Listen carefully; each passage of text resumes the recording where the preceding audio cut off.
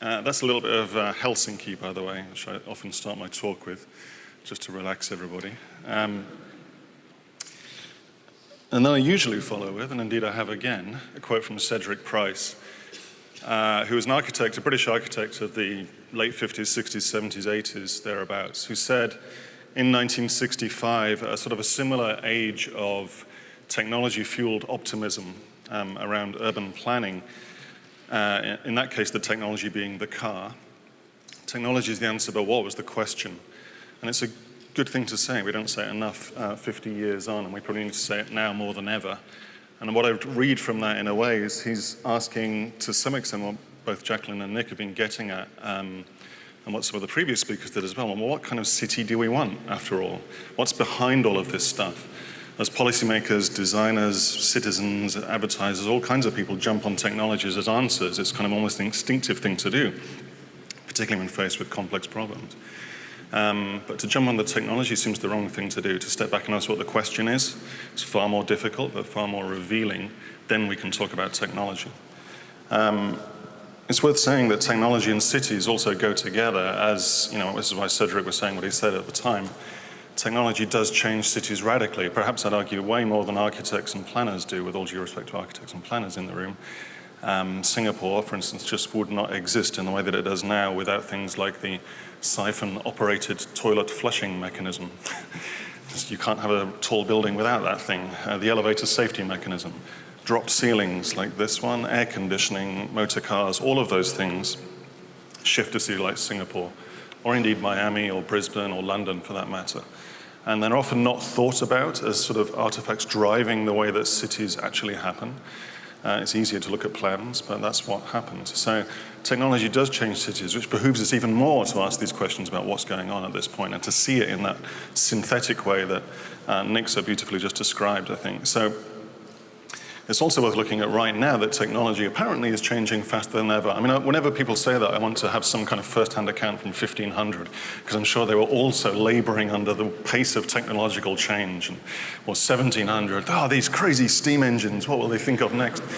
So nonetheless, we are where we are. And I think we've moved through some interesting shifts already in this kind of, probably in the third wave at least, of smart cities now.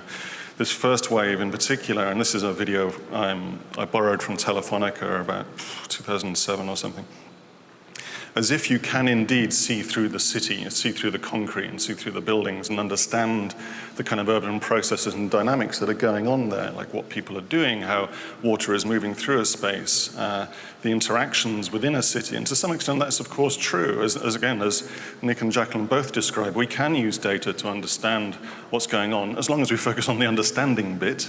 Nonetheless, the data is there, and probably there in greater volume than it ever has before, and we probably should take advantage of that. I fully endorse this notion of one ethnographer for one data scientist for what it's worth, because that does, well, you know, I'm a designer and a hammer only sees nails, so I chuck a designer in there as well while we're at it.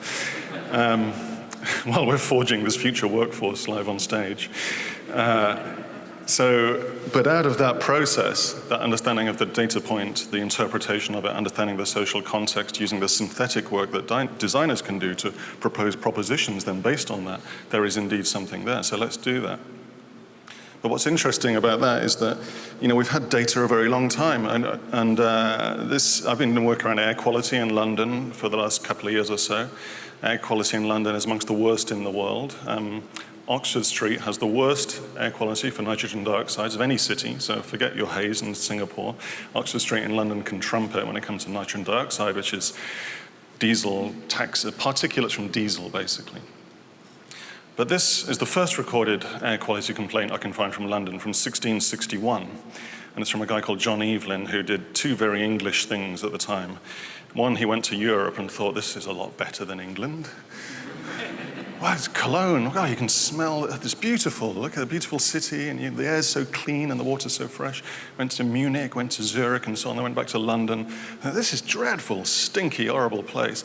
So the second English thing he did was wrote a long letter of complaint, which is something we're extremely good at, moaning, basically. So he moaned to the king, and wrote this letter to the king at the time. And it's amazing. You can find it online. It's this huge letter of complaint.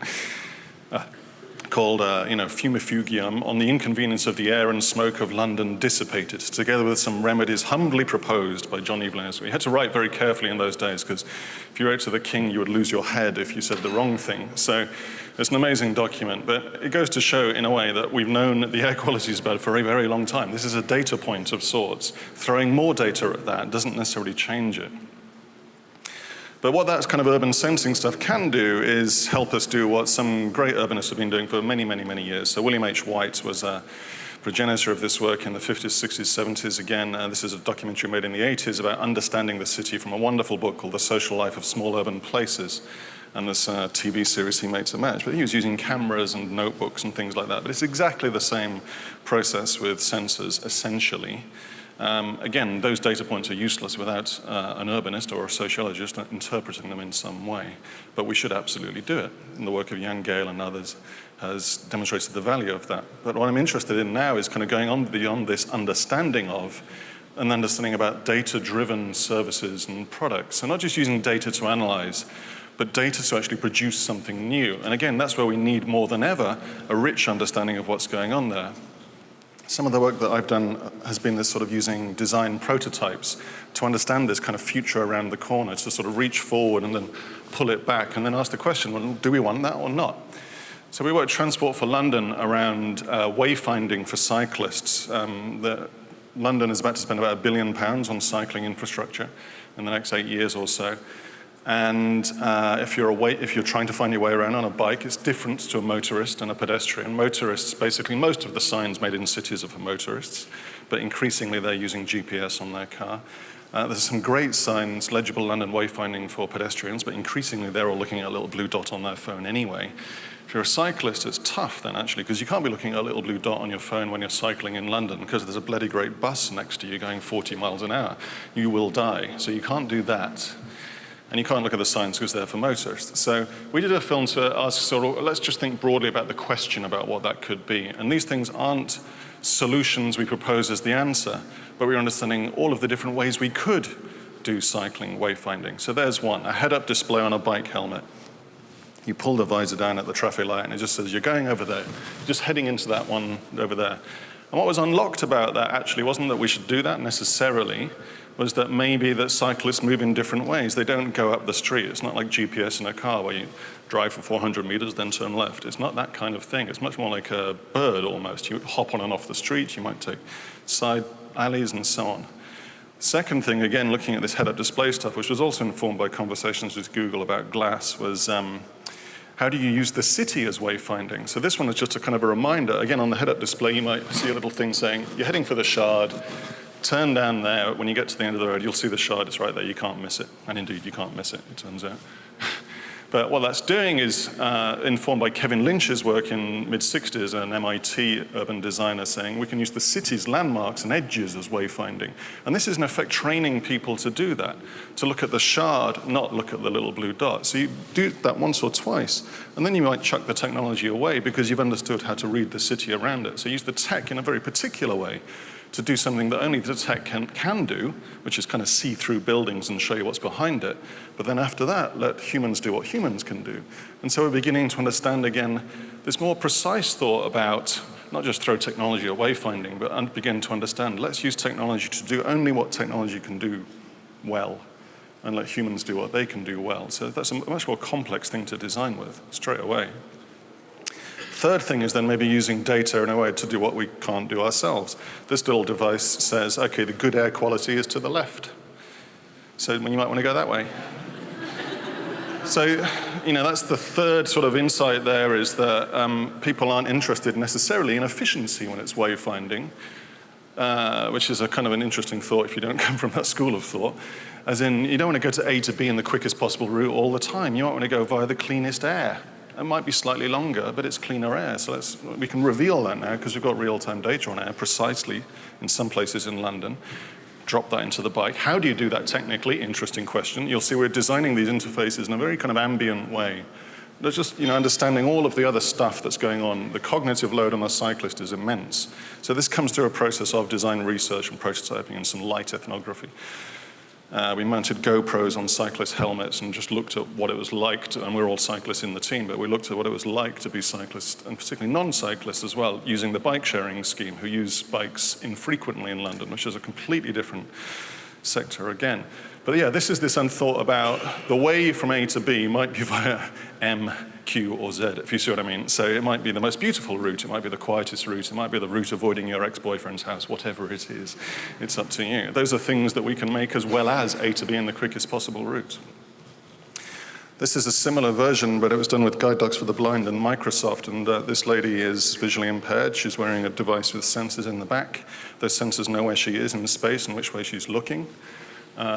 He's visually impaired as well, for what it's worth. He's the head of enterprise at Microsoft in Asia. And it's creating a 3D soundscape. It's bouncing off iBeacons, Bluetooth LED beacons that are dotted around, and it's using her phone to locate her and so on.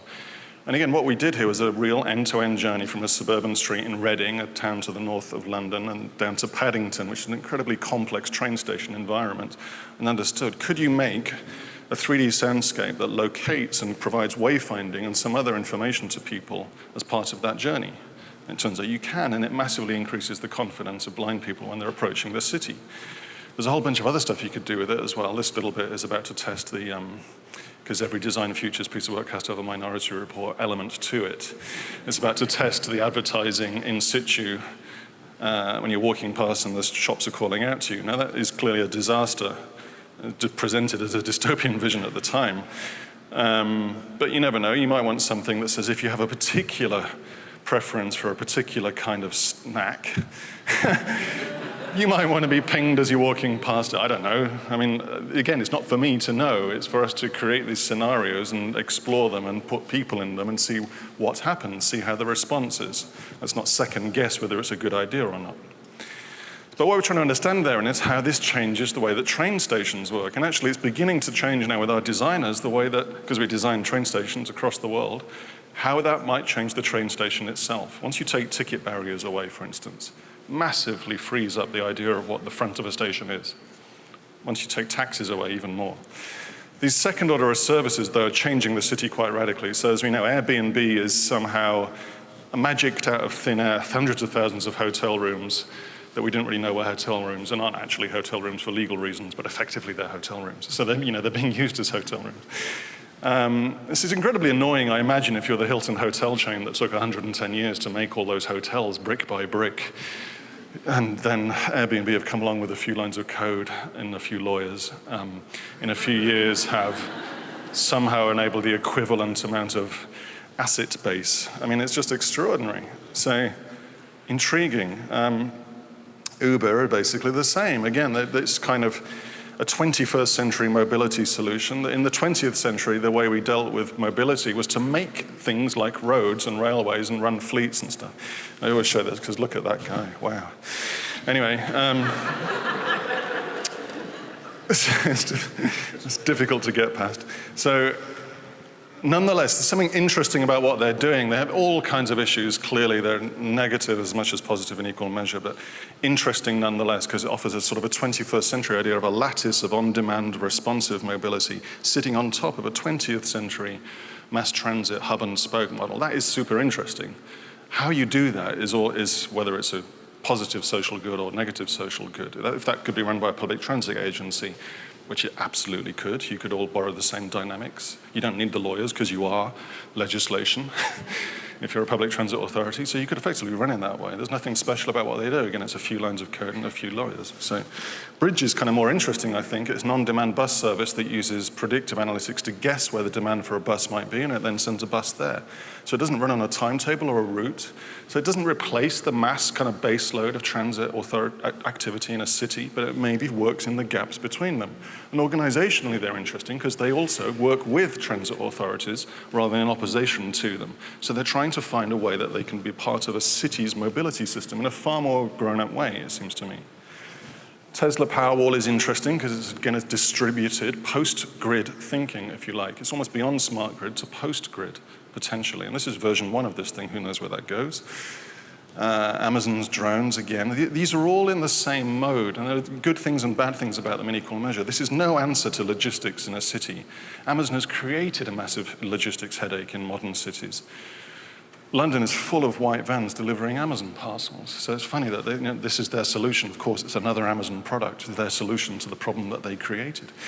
Intriguing business thinking, That'll be an MBA module in a few years. But anyway, this probably won't happen in this way. Maybe it will be 1% of logistics, 2%, I don't know. You can never make these predictions. I never will. But interesting, because it makes you think differently about the tops of buildings, potentially. We waste the fifth facade on most of these buildings. Singapore will be full of useless space on the top of its buildings, which could be more productive. In their case, it's a stabling yard for drones and a recharging point and a drop-off for parcels. It could also be a garden. It could also be photovoltaic cells. It could be all kinds of stuff, ideally photovoltaic cells. But nonetheless, it makes you think about that in a different way. So I'm interested in these shifts, like cargo bikes, again, old idea from the 30s, effectively coming back now because the guy can have a GPS in his pocket and a mobile phone. That's interesting. And a city like Berlin reckon they can do 85% of deliveries in a city on this thing. Anything smaller than a fridge freezer. That's way better than drones in almost every situation. This is the Google self-driving car. No, it isn't, actually. It's from Melbourne in the 1940s.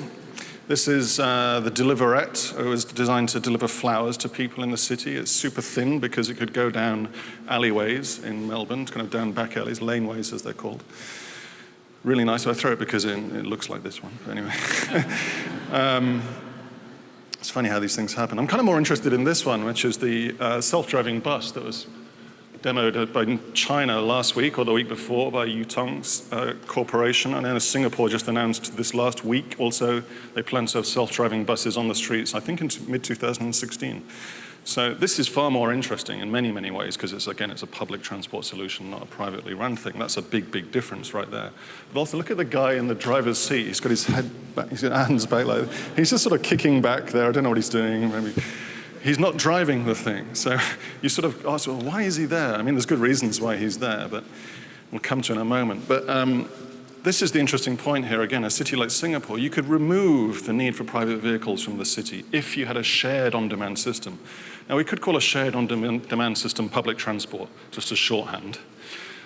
Just if you all agree, let's just call it public transport, and then we can kind of, because that's what it is, basically. So what if you had that and you designed that in that way? You reduce the need for private vehicles by 70%. The impact on the city's urban fabric could be immense. I loved your parking lot diagram you showed. The amount of empty space in cities, because cars are redundant 96% of the time, is extraordinary. That could come back into play. So autonomous vehicles, for all of the issues around them, are interesting just because of that possibility alone. Never mind the health and safety benefits, potentially as well, the safety, not the health benefits. So the interesting thing about this is then how do we deal with it? This is a project I was involved with last year with a few people actually here, looking at, well, how do we feel about self-driving cars? We did this in Dubai, worked with Telart to design these kind of sketchy outlines of cars, self-driving cars. So they're kind of deliberately cartoony because they said, well, once you take the steering wheel out of a thing, then what do you do with it? It's basically a room on wheels. You could have a government transaction in it. You could be a gymnasium. It could be an office. You could work on the way to work. That's probably the worst thing you could do in it. But nonetheless, some people might want to use Microsoft Office in a car. I don't know. I mean, but we have to make them sort of figure these things out. And this was part of the response. We asked people on the way out, would you put your children in a self-driving car and send them to school? I mean, this is the visceral thing we're trying to get at as well. There's a deep emotional and cultural reasons why cars exist, as well as functional and utilitarian ones. And we have to unpick some of this stuff. This isn't rigorous ethnography at all. It's far from it, but it's interesting to just put people in the position of having put them in the car to say, okay, can you imagine being at the bottom of your apartment block and waving bye-bye as your kids get driven off by a robot? I mean, now feels a bit weird. At the same time, quite possibly is the safest way for them to be driven off. If they have to be driven off, that might be the safest. So it probably is the best thing to do, but it feels odd. So that's where we have to understand also these things have an implication. And we have to make some of these things to make them come alive. This was the idea, we made these sort of fake municipal robots to say, well, can you imagine these things kind of scurrying around the city, sort of big urban Roombas, basically. That's actually a real one. That's an Italian beach cleaning robot, which is a real product. It's the most Italian thing ever, a beach cleaning robot, anyway. I filmed this the other day in Greenwich, just looking at this guy cleaning the streets, and that could be done by a robot, that work right now. You know, he's just kind of meandering through quite a predictable space. So 99% of the time, a code could probably handle that. It isn't. It's got a person pushing that little orange cleaning thing there, which I'm kind of happy about, to be honest. But it's that is up for grabs, that job, going forward. And numerous reasons why it would be. These snow sweepers in Helsinki that clean snow off the roof, it's incredibly dangerous work. Apparently they secretly enjoy it, but anyway, it's incredibly dangerous work. It's often done by Estonians shipped to Helsinki. Could that not be done better by an automated roof, basically? The roof could be a giant robot in that sense. If we think of it in that way, we don't think of robots as humanoid things, but think of it as a kind of distributed infrastructure. Maybe there are some jobs. So these are the sketches I did before this Dubai thing. You know, cleaning the photovoltaic cells at the 72nd floor. Do I want people doing that? Probably not really, not in 40-degree heat. So, and yet it might enable photovoltaic cells in a dusty or sandy environment. That's interesting. So there's lots of reasons why we might do this. We have to understand our visceral relationship with it. I ran a course at Goldsmiths College in the last year in London, and one of the students chanced across this relationship with animals in the city, like robotics, could be very interesting. When you see a fox in London, which you do quite often sometimes, because foxes live off the scraps, so it's almost a symbiotic relationship with us. You can open the front door, and if you have a back garden, you might see a fox just looking up at you, just kind of going, "What are you doing?" I don't know. And it's like, "I don't know, what are you doing?" And there's an exchange there. None of us can talk to each other, but there's a kind of an exchange from species to species. It's kind of, they're getting about the city, we're doing our stuff, we're both kind of involved in it, but we see it in different ways. You know, it might be how we think about robots. This kind of shepherd, sheepdog, sheep thing is interesting as well. Will we be the shepherd and the robots the sheepdog? So when we did the maintenance thing in Dubai, we had a guy as a maintenance worker with that robot there. Maybe that's the relationship. So it doesn't replace jobs, but it enables humans to do something else. Obviously, in some places, it will just strictly replace jobs. In other places, it won't replace anybody at all because it'll be cheaper to use a human even than compared to a robot that can run 24/7. All this stuff's up for grabs. So is that guy the shepherd, the sheepdog, or the sheep? You know, it's the complex question that we need to think about around robotics as well. And there's been a series of films about this in the last year. This was the biggest show in the UK this year, Humans, about robotics in the home. One of those is a robot. I'll leave you to imagine which one that might be. And the thought I'll finish with is that, to some extent, though, of course, we've used humans as robots for a very long time. We tend to use humans in this quite careless, throwaway sense. This is a slave ship diagram. It feels awkward to use this in the context of the talk that I've given, but nonetheless, the thing I like about this technology moment at this point, like is probably the wrong word, the thing I see about it at the moment is that it helps us understand where we are potentially anyway. Just as the Google self-driving car for me doesn't ask the question about cars, but asks the question about the way we think about streets and cities and safety. Why can't we have kids playing in the street anyway? We don't have to invent robots to do that. But can we use this moment to reflect on the kind of city we want and therefore get to that point where we can have kids playing in the streets? Could we use the question of robots actually to understand more about humanity and the way that we want humans to be in the city? That is the interesting point right now, I think, about these technologies. We can carve better or worse cities out of all these technologies, but only if we think about them in this more synthetic and holistic way. Thank you very much.